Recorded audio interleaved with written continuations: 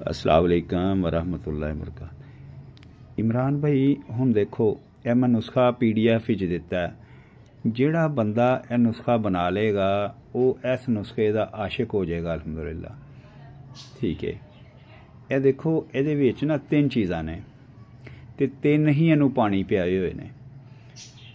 ये विच पहले नंबर ते सिमल फार है, दूसरे नंबर ते ये विच कुचला है, तीसरे नंबर ते ये वर्की है।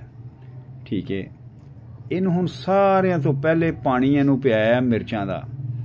मिर्च एक ऐसी चीज़ है कि वह हर जहर नू तोड़ के परा मारदी है। ठीक है, 1 पाइया पानी ये मिर्चां दा पियाया। 60-60 ग्राम तीनों चीज़ां सन, तीनों मुदब्बर कीतियां होईयां, कायम कीतियां होईयां चीज़ां पाईयां ने। ठीक है, ये हुण इहदे विच 1 पाइया मिर्चां दा पानी पाया। इन्हां सारियां दे जिहड़ा ना तरियाक सी ओह। ठीक है, ये हुण मेरे भाई जिहड़े ने जिन्हां नूं इन्हां गल्लां दा नहीं पता हैगा, मैं अज गल्लां खोलन लगा कि असी अल्हम्दुलिल्लाह अल्लाह दे फज़ल करम नाल रब्बुल आलमीन दी रहमत दे नाल जिहड़ा काम करने आ ना वो एवें नहीं करदे।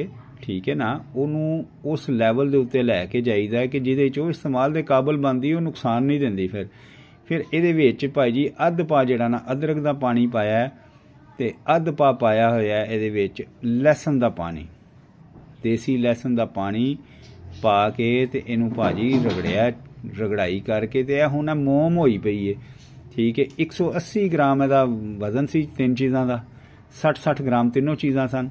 ते जदों इहदा हुण वजन आया ना ते इहदे विच जनाब 70 ग्राम वजन उन्हां चीज़ां दा आ गया विच, यानी कि उन्हां दे साल्ट इहदे शामिल हो गए। ते सर मैनूं एक गल दसो कि ये कित्थे जाएगी गल? कोई गल सोच सकदा है कि ये कित्थे चली गई होई है? सर अल्हम्दुलिल्लाह अल्लाह दे फज़ल करम नाल इहदे इस्तेमाल दे नाल कुदरती तौर ते मुस्तकिल उज़वे तनासुल दुराने सोबत मोटा हो जाता ते हार्ड इंज होंदा जिवें होण दा हक होंदा, तड़ नहीं टुटदी। ठीक है, ते अल्लाह दे फज़ल करम नाल मेरे रब दी रहमत दे नाल इहदा साइड इफेक्ट भी कोई नहीं है इस टाइम। जज़ाकुमुल्लाह हसनल जज़ा। अस्सलाम वालेकुम वरहमतुल्लाहि वबरकातुहू।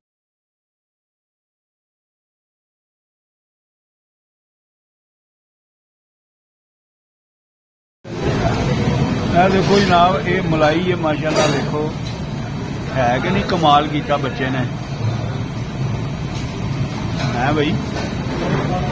है देखो मेरा दूध घ्यो ही घ्यो है माशाल्लाह, है यह सेवा है भाजी। जलेबियां पा के खुआ रहा मुंडा, ये उन्होंने कैप्सूलों का ही कमाल जे।